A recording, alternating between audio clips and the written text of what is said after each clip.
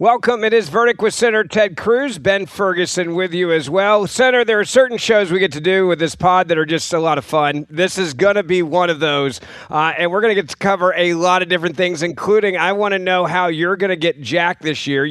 I'm going to hold you to it in this podcast because you said you wanted to shred. We're using masculine words today. Shred 30 pounds. Is that right? That was the January resolution. I want to get you on the record at the beginning. You are absolutely right, and I will tell you for all our listeners and viewers, we have a very special podcast today because we've got a guest. We have the great Dana White, the CEO of UFC, an incredible businessman, an incredible leader, and just an all-around badass. And so, by the way, that is a technical term. And so, Dana, welcome to Verdict. We're really glad to have you with us. Thank you, Senator. Thank you, Ben. Good to see you, man. You too. So I'm going to start with a big question on behalf of the senator because I know he's going to get around this. So I am his accountability partner on these New Year resolutions. One of them is to lose 30 pounds. I want to know right away, you've gone through a health transformation. What is your advice to Senator Cruz? I'll take it as well because you do a lot of very interesting things to get in shape. Well, how old are you, Senator?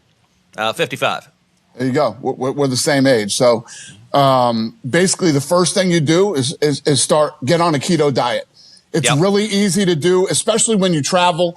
Start getting into intermittent fasting, which will literally clears all the brain fog you have and gives you more energy. Believe it or not, eating less gives you more energy. And then just get on a modest workout program. When you travel and you stay at hotels, they always have a gym. What I would advise you to do is find a trainer that you can travel with. There's two things I don't go anywhere without: my trainer and my cold plunge. I have my cold plunge everywhere. And how big is your plane? I'm just curious, asking for a friend. Well, no. So what I do is, if we go to the UFC, it goes on trucks that get there before we do. But I have all the hotels dialed in, and they figure out a local cold plunge to put inside my hotel room. Senator, by the way, have you ever done a cold plunge? Have you ever done this? I have to admit, I'm not a big fan of cold. I like hot, but I'm not a big cold. So you bring a cold plunge, literally with you? Yeah. So for UFC events, we have the cold plunge on the truck. But when I travel, I'll be in London all next week. I'll have a cold plunge in my room all next week. Wow. And I do it every day. It's for some people who have to get up and have coffee, that's like my coffee. And the great thing about cold plunging So you do it in the morning typically? Yeah.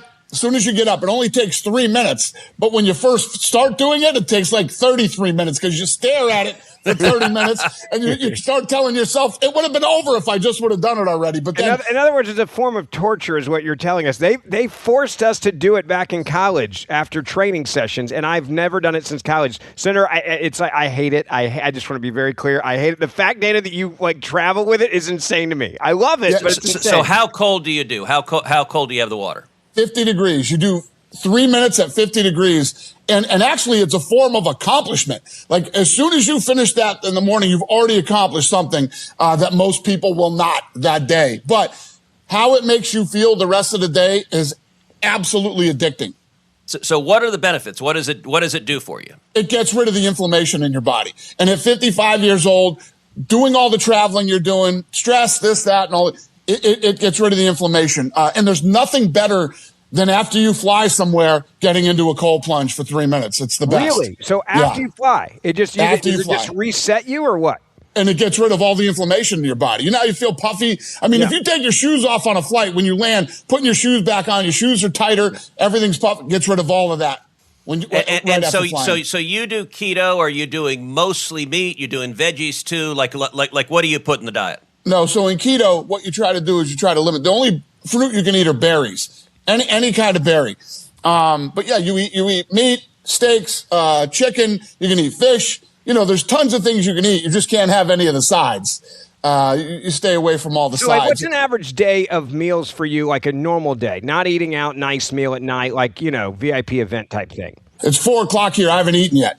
So I go all day without eating, and then I'll eat dinner. You're intermittent fasting like a whole day. Yeah, I eat dinner at night.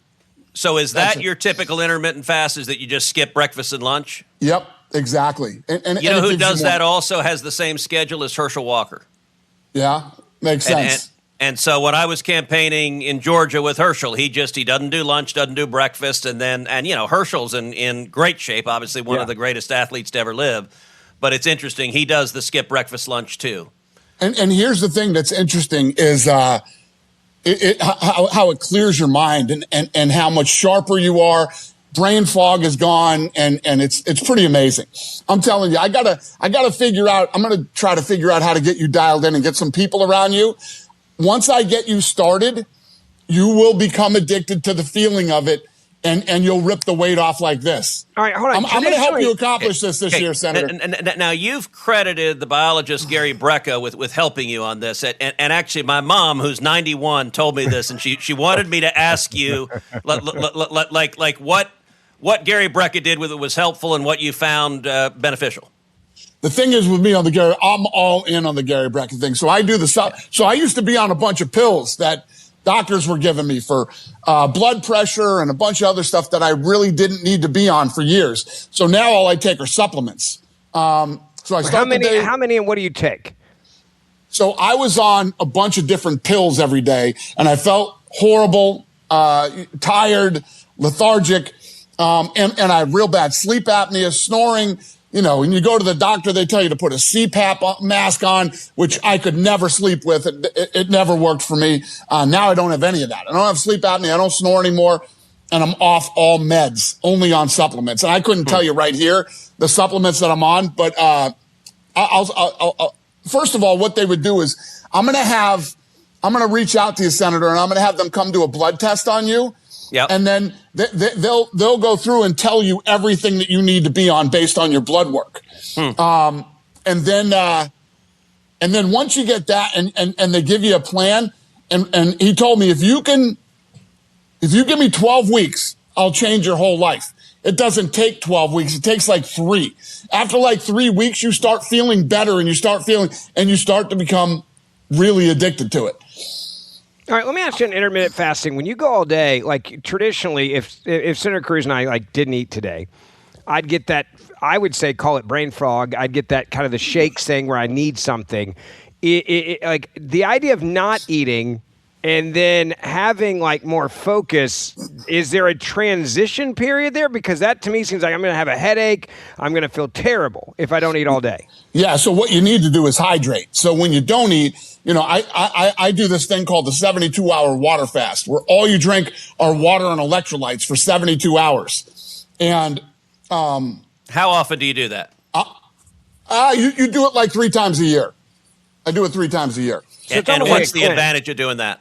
First of all, your body starts to eat up all the dead cells, cancer cells, and literally all the things that are really bad for you. This thing, that's why you do it 2 or 3 times a year. Your body starts to eat up all the dead and bad cells. Now, I'm not a religious person, and I don't even know if I consider myself spiritual. I don't even know how to explain any of that. The first time I ever did the 72-hour fast, when I started to get up around 65 hours, I was like, this is what people talk about spiritual. You start to have this really euphoric, weird feeling, but you start to get more energy and just this unbelievable clarity that you get when you fast. It really is fascinating. And yes, so I've done 48 hours, but I've not done 72. Okay. And did you drink a lot of water and electrolytes while you were doing it? Yeah. I wasn't doing electrolytes, just water. So I'm going to, Senator, when we get done, I'm going to get you dialed in. All right. Senator, calm down. You look way too excited right now. I'm going to enjoy this, I think, more than he is. Are we going to get him cold plunging? We're going to get him not eating and electrolyte. I think this is amazing. And a blood test. Well, let me know. Ben, let me be clear. The fasting is more likely to happen than the cold plunge. I still have some persuasion on the cold plunge side. Ben, let me be clear. He's going to start out doing get him on the on the road to doing this, and he will get into cold plunging, and he will get into doing the sauna.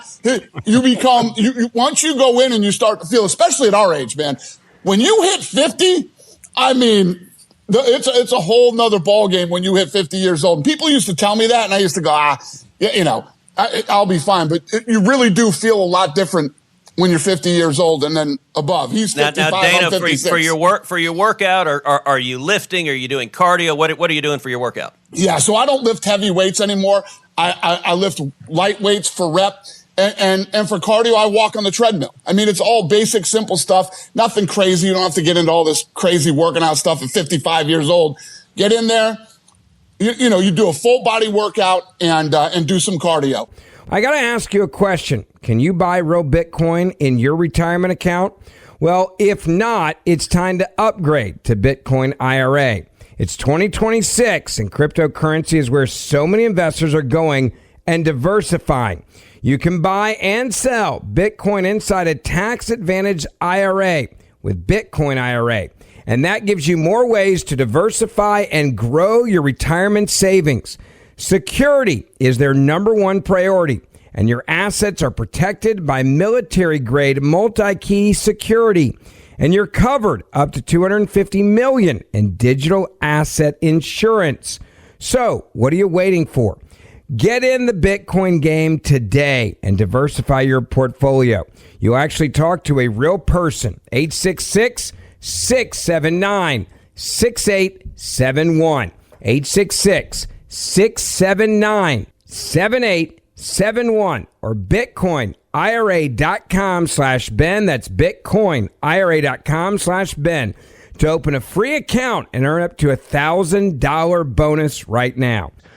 How much weight did you lose when you were on all the medications and then you clearly made a life change? Like about 2 years ago, I had 3 boys and I decided I was going to lose weight. I'm down like 80 something pounds and I feel like a different human being. When I started Verdict, I was at 298 almost. And now I'm at like, 209, somewhere in there. That's incredible. Good for you. And I feel different. But when you made this switch, for me, it was I was like, I'm afraid I'm going to, I don't want to not be around for my kids. That was my number one thing. And the doctor was very clear. He's like, hey, you're going to have a stroke or a heart attack. This is going to end badly for you. You better get your you-know-what together. And if you don't, it's going to be bad. Like, was there something that triggered with you that you're like, all right, I got to get it together? What was the main thing and how much have you lost?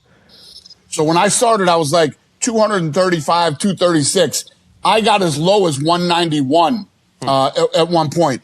But the thing with me was it was more about health. I felt terrible. And I was taking pills, these garbage pills that not only did they not do what I needed them to do, they had tons of side effects. And, like I said, if you've ever had sleep apnea, I mean, and if you snore really bad, it's horrible. It's a horrible experience. I'd wake up every night choking and coughing and throwing up too. Wow. And, what I found was every time I went to a doctor, nobody could cure anything. There's always take this pill, or like I did the sleep study and they put the CPAP mask on your face, right? Yep. And when I talk about Gary Brecka, it's like, people like, oh, that's garbage. It's this, is that. I've seen this guy help so many people. So what does he do? What does he do that's helpful? Like what specific? So he goes in and does a blood test on you, okay. a gene test, and he looks at this is what I loved about him, and this is really where he got. Just for the record, I used to look at this as like, witch doctor stuff. I never believed in any of this stuff. And then after COVID, now I'm anti-doctor, man. And there are certain things. If I break my arm, I'm going to a doctor, right? Yeah. If I want to work on my general health, definitely not talking to a doctor about that. And basically, Gary goes in, finds out what's wrong with you, and he told me, you shouldn't be on these pills. You should have never been on blood pressure. He got my sister off blood pressure medicine, too. And I had been taking that stuff for like 15, 20 years. And he gets you on these different supplements. Peptides are big right now. I'm on some peptides. And in 3 weeks, when you do it, this guy, I got on a keto diet, started taking the supplements, regular exercise. In 3 weeks, I felt like a different person. And all the people that were around me started to notice the difference in me. And I wouldn't be able to run at the level I run at right now if I hadn't met Gary Brecka. So this guy completely changed my life. All right, let's go back. That is awesome. Let's go back and just tell your story. So you grew up Massachusetts and Nevada. Right. When did you first get interested in boxing and mixed martial arts, and what was it that attracted you to it? Well, it's that thing. It's like when you're a kid, some people, end up being 30 years old and not finding out what it is they want to do for the rest of their life. I was very lucky in the fact that I knew when I was a kid that I wanted to be in the fight business. What that meant at that time, I didn't know, but I knew that's what I wanted to do. So I was 19 years old. I lived in Boston, and I worked at the Boston Harbor Hotel, and I was a bellman there. And I'm like, I do not want to do this for the rest of my life. I literally walked out the door and quit. And there was this guy named Peter Welsh from South Boston who was like a fighting legend. And he's a guy you didn't go looking for. And I went looking for him. And I found him, and I said, listen, I want to, I know this sounds crazy, but I want to learn everything about the fight game from you. I'll work for you for free. Took me in, and this guy was basically my college professor for the next 4 years. And so you started with boxing before MMA. Right. And MMA. So MMA didn't even really exist at that time. While I was with him, there was this talk about this fight that was going to happen that was no rules, and it could be any style. And we watched it on pay-per-view, and it was shocking and crazy, but I didn't get into it. So now, like when you were a kid, let's say you're in junior high, were you a kid that got in a lot of fights? I mean, was it like a rough upbringing, or what drew you to the world of fighting? I wasn't really like that. My uncles at the time were really into boxing. And when the big fights were on ABC's Wild World of Sports or whatever it would be, there was always this energy and buzz in the house that I became, that I fell in love with. Yeah. And I just became a fight fan. It's no different than how does a kid become a baseball fan or a fan of football? It's just mine was fighting. Now, did you do other sports? You play football or basketball, baseball? Nope. I was always just into fighting. Yep. Okay. I played at a level that your parents put you in, and you played when you were young. I did play, but I was never into it or anything like that. All right. Now I read something online that I thought was fascinating, which is you were in Boston and you decided to leave Boston because the mobster Whitey Bulger threatened you, and that's what took you to Vegas. You got to tell us that story, because that's a wild story. He didn't threaten me. His guys did. His guys wanted money from me, and that I obviously didn't know them. And so I got a call at my house one day, and they're like, "You got till tomorrow to pay it." Now, did you owe him money? Had you borrowed money, or like what put you in that situation? I don't even know those guys. Those aren't guys. So they were just shaking you down. 100%. And they had approached me one day at one of the fitness clubs. And, first thing he said to me is, "Do you know who I am?" And I didn't know who he was. And then as he started talking, I figured out who he was. So they literally called me up. They said, "You got till tomorrow to pay us." I said, "I don't have the money." How much was it? $1,500, $2,000, $2,500 in that ballpark, which was like $25,000 to me back then. Yeah. And now, were they trying to press you to like fix fights? I mean, was that what was driving them, or they just wanted money from you? Yeah, I wasn't involved in any of that stuff at that time. We were training fighters, but no. So they called me one day and they said, "You got till tomorrow." I said, "Or what?" I said, "Are you going to find out?"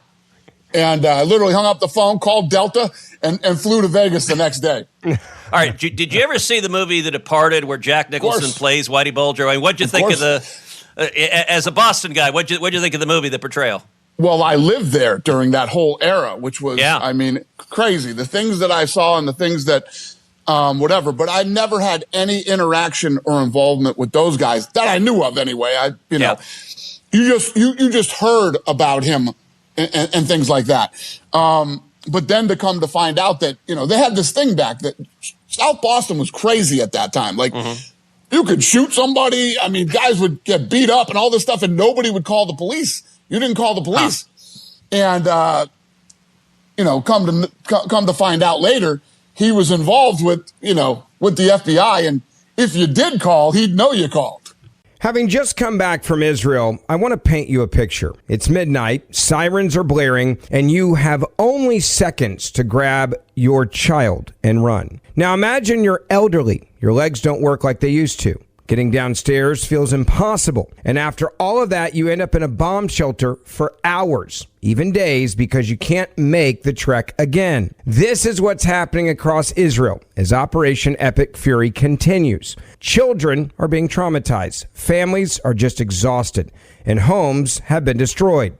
And that's why the International Fellowship of Christians and Jews is there, on the ground, bringing food, emergency equipment, care for those children, and help for the elderly, and supplying the bomb shelters and medical centers for critically needed essentials. If you've ever wondered what it looks like to stand for Israel and stand for good against evil, this is it. And that's why I'm asking you to now please act. Give $45 right now to rush life-saving essentials to the vulnerables under fire. You can also call 888-488-IFCJ. That's 888-488-IFCJ. Join me and give and make a real difference online at ifcj.org. That's ifcj.org. Now you come to Vegas and you get an opportunity to buy the UFC, and you go to the Fertitta brothers, who I guess you do from school in Vegas. But at the time, there wasn't much to the UFC when you were buying it. Tell us about how that came to pass. Well, at the time, I was representing a couple of guys who fought in the UFC and some that wanted to. Yep. And I got into a contract negotiation with the old owner of the UFC. And then finally he flipped out during the call and said, you know what? There is no more money. I don't even know if I have enough money to put on the next event. So I was like, when we hung up the phone, I was like, holy shit, you know, this thing's going out of business. So I called the Fertitta brothers and I said, hey, I just got off the phone with Bob Maher, the owner. I think the UFC's in trouble. I think they're going out of business, and I think we should buy it. So I connected Lorenzo Fertitta and Bob Meyerowitz, and they started talking. And a couple months later, we bought the company for $2 million. What's it worth now, just to put it in perspective? What's it worth now? It's in the billions. It's billions. In 10, so you took something from 10, 2 million 12, to 14 billion. So they're happy with you, right? They're glad you called that day. Well, it all worked out. It all worked out. Now, whenever I call and say I need some money, they're like, "How much you need?" Now, when you bought it, I mean, they had not many assets. They had the name. They had an octagon. I read that they'd actually sold the website UFC to somebody else. So, like, how did you, once you buy it, then you're like, okay, I got to build this into something that can generate real revenue and become I don't know if you were thinking a global business at the time, but how did you build it from where it was to where it is now? Yeah, so when we bought it, we bought basically those 3 letters and an old wooden octagon, because everything else had been stripped out and sold. You know, the merchandise rights, the video game rights, even the DVD business became very big during our early days of the UFC. We didn't even own the rights to that. And, wow. and Senator, just to show you how much nobody believed in this thing, Lionsgate owned the rights to all that stuff. And we actually went back and bought the rights from them. And, you know, they were probably laughing at us when we left. They're like, these guys, you know, they're thinking about how that's going to look on their books over the next 2 years. But it really is a testament to how nobody believed in this thing and nobody thought it would work, that they sold us the rights back. What was the secret to building it back? Was it just pure sweat equity, hard work? What did you see in the value when you guys went to buy it and you said, hey, I think $2 million is worth it, we should do this? Was it because you knew the fighters, or did you understand the product and how to market it? What was different from what you did compared to what the guys before were doing? So the Fertittas and I started taking jiu-jitsu together. And that's how we fell in love with the sport. We started to meet some of the athletes. And, you know, these athletes were different than boxers. A lot of these guys graduated college. And, you know, if you look at Chuck Liddell, right, with the mohawk and the Chinese writing on, he looks like an axe murderer. But this guy actually graduated from Cal Poly with honors with an accounting degree. You know what I mean? Okay, I've met Chuck. I didn't know that. That's very cool. Yeah, so they all had those kind of stories, and we were interested in it and said, you know what? If this was done the right way, we put on a better live event. Plus, I had always felt like boxing was messed up and on the decline. We felt like this could be big. And I've always had this philosophy that fighting works everywhere. You know what I mean? And when you think about the United States, we have so many sports here. NBA, college basketball, NFL, college football. The list goes on and on and on. But in a lot of these other countries, they have soccer, and that's it. Yeah. So and boxing was huge in Latin America as well. Absolutely. And listen, I don't care what color you are, what country you come from, what language you speak. We're all human beings, and fighting is in our DNA. We get it and we like it. Yeah. We love fighting, and especially if somebody looks like one you. One of my favorite quotes that I use in politics and life is from Mike Tyson. Everyone has a plan until they get punched in the face. True. And that's pretty universal. I agree. And when somebody looks like you, comes from where you come from, people rally around them when they're looked at as the best in the world in the fight game. Now you said that you thought boxing was messed up. How so? What was messed up about boxing?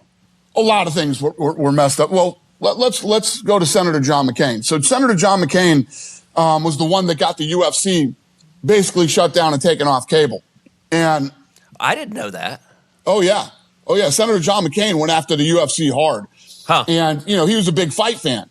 So what was happening at the time is that was he doing it to help boxing? Was that his? No. He was doing what he said was the old owners were running from regulation. They weren't being regulated by the athletic commissions, which, obviously he didn't like. So he went after them, and we did the exact opposite when we bought the company. We ran toward regulation. And before Senator McCain had passed, he had complimented us on what we had done with the sport, how we cleaned it up. And, he was actually, he was on our side. Huh.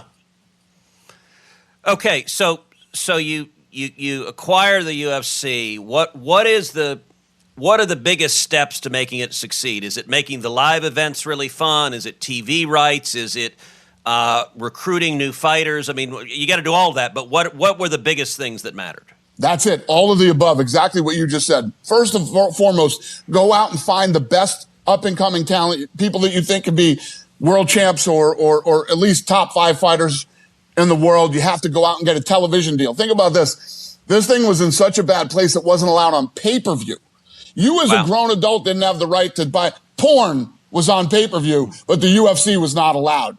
And our goal was to get it onto free television, which everybody thought was impossible at the time. Plus, when you think about the United States back then, all the people that grew up in our era grew up in that John Wayne era, right? Where John Wayne would hit a guy and he'd fall down. You didn't jump on top of him and start, beating the shit out of him. John Wayne would say, get up. You would stand him back up and hit him again, right? So even his own son and Big Jake, the whole ground game thing was how we had to educate people on and how exciting it could be. And then I went out and found... To be clear, UFC has, what was one of y'all's biggest pay-per-view? I remember, looking at the data one time several years ago. You guys had some of the biggest pay-per-view events, ever, period. Yeah, we did. And I'll think about this. It took us a long time to get into New York. And, we were being blocked by Sheldon Silver in New York, who was in with the union, keeping us out of New York because of the Fertitas. We are 8 of the top 10 all-time gates at Madison Square Garden now. In the next 2 years, we'll be 10 of the top 10 all-time gates because we go there every November with a big fight and we break, last year's record. Yeah. All right, Nate, you were talking about looking for great fighters. What makes a great fighter? What sets someone apart who's great versus someone who's just good? Well, first of all, you have to have the talent. Are you talented enough to get there? And our matchmakers are great at finding new talent. We actually have a show based on, it's called the Contender Series that we do every year. And it is all the best. It's like reality TV. If people haven't watched it, it's amazing. It's like I watch it, and you feel like you get to know the guys. You feel like you get to know their story. You feel like you're rooting for them. You pick your favorite horse in essence by the middle of the season. That's the Ultimate Fighter. Yeah, that's the Ultimate Fighter. That's what actually launched us and got us onto television and started to build the business. The Contender Series we do once a year. We sign the best unsigned fighters in the world. They show up one night and they fight right there. I don't care what your record is, what you've done in the past. What are you going to show us right here, right now, tonight? And it's the greatest fight show on television. It really is. So we're always... Right. Do you have a view of best boxer ever? Do you look at someone and say, all right, he was the greatest? Yeah, I mean, we literally just had this debate a couple weeks ago, and Ali is my all-time favorite for many other reasons, not just boxing. Did you ever meet him? I never did. All right, so as an expert, tell me, if Ali is in a ring with Mike Tyson, both at their prime, who wins? As an expert, I have no idea, but that's a good answer. It would be a great one. It's hard to talk about that kind of stuff too, because I'm a fan of both guys. Yeah, and both were so different, and both brought something different to the sport. I mean, when you think about and Senator Cruz, we're the same age. That Tyson era was unbelievable. I mean, everybody was into boxing because of Mike Tyson. It was incredible. Well, he hit so hard and so fast. I mean, you'd have matches over in the first round because he'd just knock everyone out. I mean, it was I'd never seen anything like it. It's true. So Ali brought something different during his era, and Tyson brought something different. But boxing is where it is today because both of them existed and were in the sport. There's no doubt about it. All right, same question about MMA. Best MMA fighter ever? John Jones. Really? Okay. Why? Yeah. Why? Yeah, why? That's a good... Well, one of the things that happened in boxing is that you had all these different sanctioning organizations and they all had different champions and different guys, and all anybody wanted to do was stay undefeated. So they would fight lesser competition to make sure that they got up to 25-0. And, in MMA, you go through the gauntlet. You fight the best of the best all the way to the top. So if you end up with a long career and you are still undefeated, you are the greatest of all time, and that is John Jones. And many other reasons with John. All right, what about if John Jones is in the ring with Ali? Who wins that fight? That's kind of, I'm asking the question. Okay, because it's the same question. You remember the Rocky movie where Rocky fights Hulk Hogan and the wrestler versus the boxer? John Jones. John Jones would get inside, he'd grab him, and he would rip them apart, yes.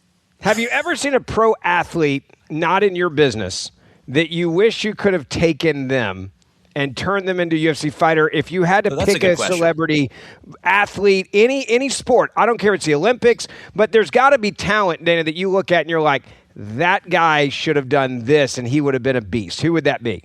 Yeah, absolutely. I mean, if you look at a lot of these guys that play, not just in the NFL, but college football too, when you look at how big and explosive and powerful these guys are, had they been training in mixed martial arts their whole life, they would be unbelievable, And he was a big fan and always said he wanted to fight. Imagine if he trained when he was young as Shaq.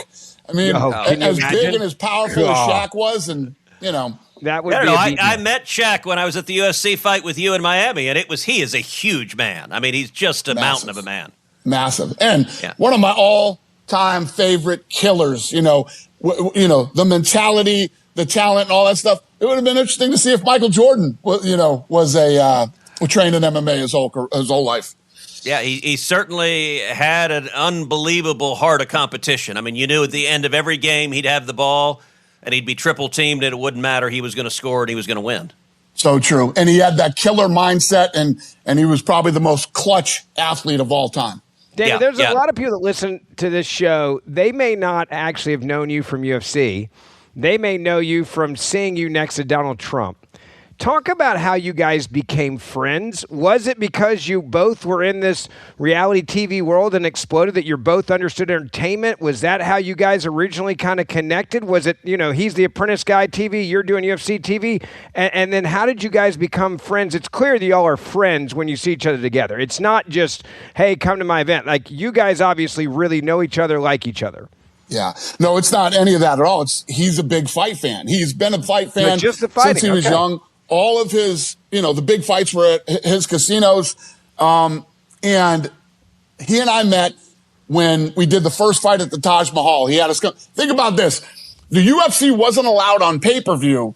No arenas wanted us. No venues wanted our events. He actually had us at the Trump Taj Mahal, showed up for the first fight of the night, and stayed till the end, both times that we went to the Taj. And when you think about the Trump brand was here, UFC brand was here, but he got it, he liked it.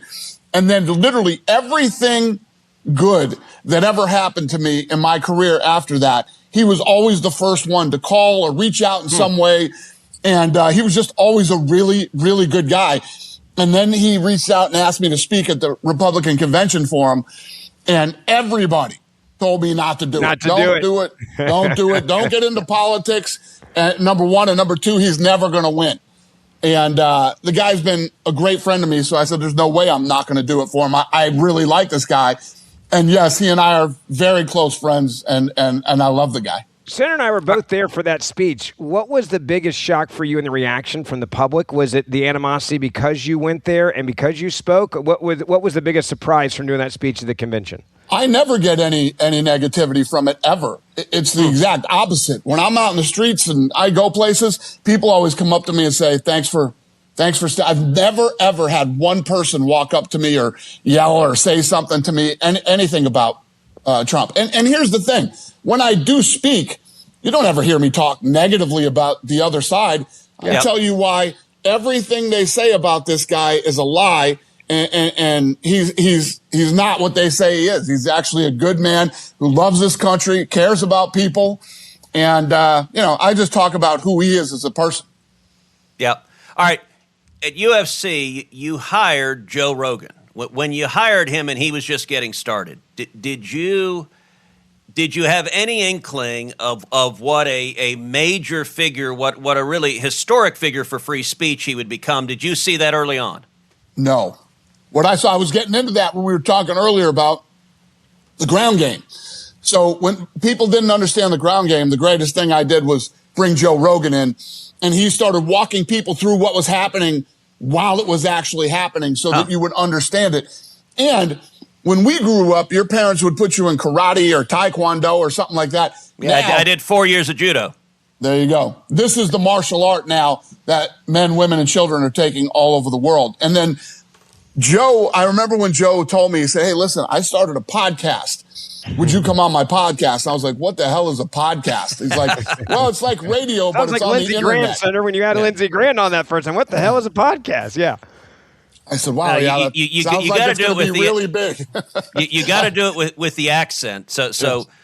Lindsey was the very first guest ever on this podcast, and we were meeting in a basement studio in D.C., and we had just burst on and created the podcast, and it skyrocketed to the #1 ranked podcast in the world. And so I asked Lindsey to come on, and he comes down to the basement, and his line, he goes, what in the hell is a podcast? and we had this shag carpet from the 70s and these same big old mics. And Lindsey looked around, and we were still #1 at the time, and he goes, you're #1? Who the hell is #2? Some guy in a van by the river? That's funny. All right, Yeah, so I didn't Rogan get says the whole come on my podcast podcast. thing either. I didn't get it, and Rogan was definitely very insightful, in starting his podcast, and then it just absolutely blew up, and he became, the biggest thing in the world. So why do you think he's so good at the podcast business? He's really good at, first of all, he talks about a lot of interesting things. Yep. He's very smart, obviously, and he's great at speaking to people. He's a good listener, asks great questions, and is always talking about interesting stuff with interesting people. And he tried so hard not to get into politics. He tried so hard not to get into politics. Everyone that tries to do that I know always fails, but that's probably why I know them at that point. They're All right, dabbling here's another Rogan question. So Rogan had been a Bernie Sanders supporter. Yeah. Then he became a Trump supporter. He's now criticizing Trump on some fronts. What's your sense of sort of where his politics falls? Well, he was very liberal. He was very liberal. And then when the world started to lose its mind, if you're not a little right, you're not right. Yeah. So I think that, a lot of these guys who were liberal at one point, including me, I was too. Oh, were you? So what definitely changed your views? Common sense, and a lot of the other nutty stuff that was going on in the world. Yeah. Listen, taxes are never going to go away. Yeah. That's always going to be a thing. But, when I talked to Joe about having Trump on the podcast, his big thing was, and I was the one pushing the president to do these podcasts. Yep. So I brought the Nelk boys on Air Force One at the end of his first term, and there's that conference room in the back, and we were in the conference room, and then finally he called us up to his office. And when I brought the Nelk boys into his office, I could tell by the look on his face, because he was like, what the hell are you doing, right? Because I called Jared Kushner and I said, Jared, I want to bring these kids to Nelk Boys, because he was picking me up in Vegas and we were flying to Arizona. I said, I want to bring these kids with us. And he said, yeah, I'm not asking them that. You are. So I end up asking him, we do it. And to the president's credit, he gets done with this rally in Arizona and he sees this kid, Steve, who is, a very famous kid, in the influencer world. And he was on the plane with us and the president, and he called him up on stage. And Steve started doing the YMCA thing. The crowd erupted. And after that, the president agreed to do their podcast. He did the Nelk Boy podcast. Yeah. And the thing went to something crazy like 10 million views in 4 hours. And YouTube pulled it down. And that's when all hell broke loose. And then the president was all in on podcasts. And the reason I love the president doing these kids' podcasts that are an hour, 2 hours, or the Joe Rogan 3-hour podcast is because he is a real guy, a guy's guy who can sit there and talk. So Joe said, I'll do it, but I'm going to invite Kamala Harris to do it too. I'm going to invite both. Yeah. She can't do a 3-hour podcast. No, she cannot. Touch you with a 10-foot pole. So Trump shows up. They go 3 and change, right? He's late for his next rally, and it's incredible. So they reach out to Harris's team, and they said, well, here's what you're going to do. You're going to have to fly to L.A. We'll give you 20 minutes, and we need to know all the questions ahead of time. And Joe's like, that is not what I do. Yeah. Nope. Have you ever watched my podcast? You would know that's not going to fly. Yep. And then now everybody gets the podcast thing. I want to be honest with you for a second about how an act of compassion really feels. A couple of years ago, I made the choice to partner with an amazing organization called Compassion International. Why? Because I wanted to sponsor a child in need. It was a nice idea, sure, but I had no idea just how much that simple act would change my life as well. I sponsored Nadia and got to watch her life change right in front of my eyes. Going from starving literally alone on the streets to getting the health care and education she needs to reach her God-given full potential. I got to be a part of that change, and the light of that compassion not only illuminates in her, it illuminates now in me. That is the power of compassion. The light of Christ shines on all of us. Feel it for yourself and change literally a child's life. Change the world. And you also change yourself. You can sponsor a child today. Visit compassion.com. That's compassion.com. Let me ask you legacy question. As we get close to wrapping things up here, I always love asking people, especially right around your age, when you've worked really hard, you did something incredible. Listen, Skippy, we don't need any of these lines about your age. One of these days you'll hit puberty and you'll get a little wisdom like Dana and me. But go ahead with your question. The biggest rip on the 44-year-old right now, I feel very good about it. I feel great about it. But when there's a certain point where you look, you're like, all right, I worked hard, I put my head down, I got a lot done. And then there's like, all right, what's next? Do you have contentment? What do you want the next 10 years to be of your career, your legacy? What is it? I mean, now you're at the point where you can kind of pick and choose what you do. You built this brand, but what is it that makes you wake up every day and what excites you? Yeah, I mean, the level that we've built this company and what we've done with combat sports globally still fires me up. Now we're getting into boxing. We're adding on to the Ali Act, which I know you know about, Senator, and we're gonna build boxing into a massive business again globally. So I still have goals for the UFC. I have goals for boxing and other things that I'm into. Beyond that, I don't know. I mean, I got 3 great kids. When I think about legacy, my legacy is my kids and their kids, and I don't think much about, I love what I do. It's what gets me up every day. And I'm still just as passionate now as I was about it 25 years ago. So I don't know. I don't know the answer to that question. Just going to get up and keep grinding. Love it.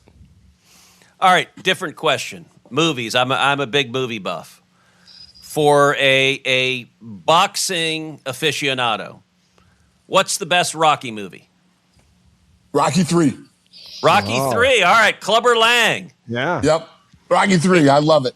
Me and the president argue about this all the time. What's his? Rocky 1. What's the logic behind his? What's his argument? What's yours? And I might be Rocky 2, so that's interesting. That's awesome. And I'll tell you something else about Rocky. It's the only fight movie other than like Raging Bull, which is a true story, and that I actually really like a fictional boxing movie, fight movie that I actually like. And we can actually debate as men, what's your favorite, 1, 2, 3, or 4? Once you get past 4, you lose. Yeah, 4 and 8. But 4 was pretty awesome too. 4 was good. I agree. Like Ivan Drago, if he dies, he dies. So true. So true. So why? Great movies. So make your argument on why yours is number 1, and what's the president's argument on 1? Well, I loved that in Rocky 3. He had all this success, and then you have Clubber Lang, who's hungry, coming up, and Mick is trying to avoid him because he thinks he's going to murder Rocky. And I loved everything. I thought Mr. T absolutely murdered that role, and could not have been better in it. And I don't know. That's the one out of the 3 that hit me the most. They're all great. 1's great, 2's great, 4's great. Why did Trump say number 1? What was his argument on number 1 being the best? I think because if you didn't see, Rocky 1 happened and then all the other ones behind, you didn't see a place where actually the guy who's the hero of the movie is going to lose the fight, and obviously the major success the movie and Stallone had coming out of that, and the story of Stallone and how he built the movie. I don't know. I guess that's it. Rocky 1 is great. I'm not diminishing Rocky 1. I just think Rocky 3 is better. Cruz, I gotta say too. Look, I gotta say it because I like winning. Rocky 1 is pretty awesome, but then he loses. And Rocky 2, he comes back, he gets it done. 3 is awesome too. So I mean, it's a hard, but like Rocky 2 is when he finishes the job and gets it done. But I got to say, one of the things that's fun about the whole Rocky, and Stallone obviously created the character, and the whole Rocky saga, I actually think has a lot in common with President Trump, because if you look at Rocky Balboa, he's not the fastest hitter, he's not the strongest hitter, he just keeps frigging going. He's like the Terminator. No matter, it's nothing stops him, and he just goes and goes and goes. And that's very much Donald Trump. Donald Trump used to say no president has been as persecuted as he was. And I got to say, a few years ago, I wasn't sure that was true. And then the indictments come, and they try to bankrupt him and bankrupt his kids. And it is now clearly true. It's unequivocally. Yeah. And there are very few human beings who could have gone through what Trump went through when the Democrats were trying to do everything they could to stop his reelection. And it reminds me of Rocky Balboa, that no matter how many times they hit him, he just keeps coming. The most resilient human being that I have ever met in my life. Yeah. And as his friend, I used to tell him when he was going through this stuff, I'd be like, what are you doing? Why don't you just, and you know what he would say? Do I have a choice? You absolutely have a choice. Yes, you can stop doing this shit to yourself. But he is unstoppable, the most resilient human being I've ever met in my life. I absolutely love the guy. And nobody, when he won this last election, I don't know if anybody was happier for him than me. And I was with him the whole night, all the way through it. And I tell people this all the time. And Senator Cruz, tell me if I'm wrong.